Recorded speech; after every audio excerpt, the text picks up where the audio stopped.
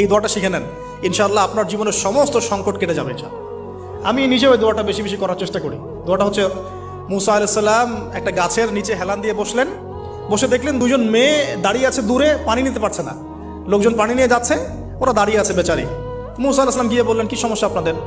তারা বললেন যে আমাদের বাবা অনেক বৃদ্ধ মানুষ, আমরা পানি নিতে পারি না যতক্ষণ না আমাদের কম পানি নিয়ে চলে যায়। তো মুসা আলাইহিস সালাম একটু বললাম না, ফিজিক্যালি খুব স্ট্রং ছিলেন, থাকে না বডি বিল্ডার, সামনে গিয়ে কথা বলে সরো পানি দিতে দাও, তখন মানুষ একটু মূল্যায়ন করে না। তো মুসা আলাইহিস সালাম এভাবে পানি নিয়ে দিলেন এবং বাছুরদেরকে পানি পান করালেন, করিয়ে গাছের নিচে এসে বসে আছেন।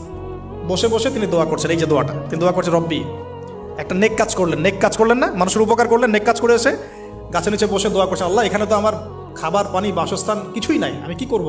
রব্বি ইন্নি লিমা আনজালতা ইলাইয়া মিন খায়রিন ফাকির, রব্বি ইন্নি লিমা আনজালতা ইলাইয়া মিন খায়রিন ফাকির।